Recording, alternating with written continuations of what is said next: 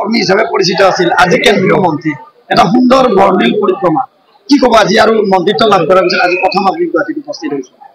এয়া সম্ভৱ হৈছে অসমবাসীৰ আশীৰ্বাদ মোৰ দলৰ প্ৰতিজন কাৰ্যকৰ্তা ছ'চিয়েল মিডিয়াৰ সেই ল'ৰাকেইজনৰ পৰা যুৱ মৰ্চাৰ কেইজনৰ পৰা জ্যেষ্ঠজনলৈকে সকলোৰে আশীৰ্বাদ আৰু মন্ত্ৰিত্বটো এটা দায়িত্ব বুলি ধৰা হয় এজন মন্ত্ৰী 2 বছৰ থাকে কেতিয়াবা 4 বছৰ থাকে গতিকে সেইটো অনন্তকালৰ কাৰণে নহয় সাময়িক দায়িত্ব মোক মই কিবা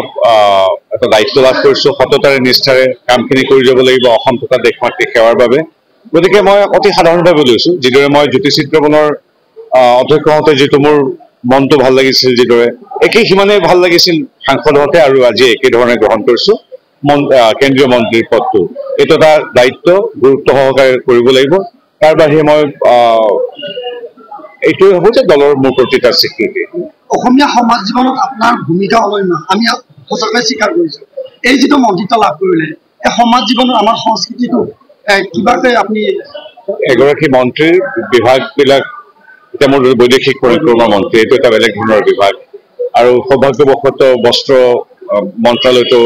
মই ৰাজ্যিক মন্ত্ৰী হিচাপে আছোঁ গতিকে সেই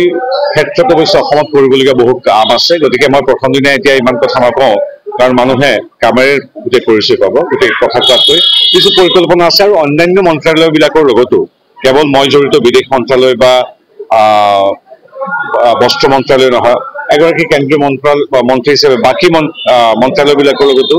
আমি যোগাযোগ কৰিব পাৰিম আৰু ডক্টৰ হিমন্ত বিশ্ব শৰ্মাদেৱে যিটো বিকশিত অসমৰ যিটো সপোন দেখি আগবাঢ়িছে দিবানিশে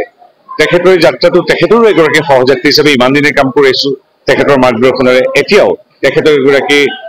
অনুজ সহযাত্ৰী হিচাপে বাকী আমি সকলোবিলাক আগুৱাই যাম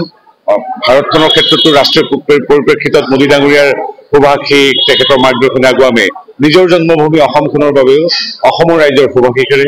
আমাৰ মুখ্যমন্ত্ৰীৰ বা আমাৰ দলৰ যিটো সপোন সেই সপোন সাকাৰ কৰিবলৈ আমি অহোপুৰুষাৰ্থ কৰিম ডিমৰীয়াবাসীৰ বাবে সুখবৰ সোণাপুৰৰ তেতেলিয়াত মুকলি Aditya clinic and diagnostic centre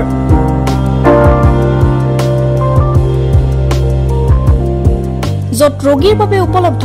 pharmacy digital X-ray super speciality OPD clinic day care centre ECG 2D echo endoscopy Holter study ultrasound 2D 3D PFT TMT EEG